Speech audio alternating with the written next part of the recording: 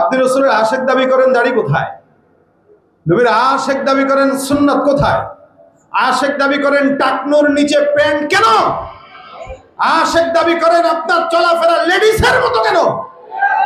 এখন লেডিসের মতো যে যত বেশি চলে তাকে বাংলাদেশের সবচেয়ে সুপুরুষ বলে ঘোষণা করা হয়। নাম কি খান? এর নামও তো শুনলে মনে হয় কোনো কোম্পানির নাম, মানুষের নাম মনে হয় না। অ্যাডলফ বেচারাকে মানে বেচারা বিপদে আছে, এমন সুন্দর বানাই দিছে। এখন এই সুন্দরের ঠেলায় এ কি নারী হবে না হিজড়া হবে না পুরুষ হবে এটা সে ভেবে পাচ্ছে না। এজন্য বাপের জানাজা পড়তে যায় কানতেও পারে না। কানলে যদি মেকআপ ক্ষয়ে যায়। আমাদের দেশের সুন্দরী নারীদের হালত অনেকের ক্ষেত্রে এগুলা হয়। মেয়ে মেকআপ করে কানতে পারে না, এটা ভিন্ন হিসাব। মেয়ে মানুষ করবেই।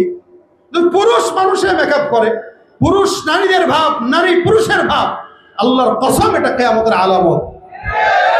দাবি করতে পারে মুসলমান, কিন্তু আল্লাহর কসম সে মুসলমান হতে পারে না।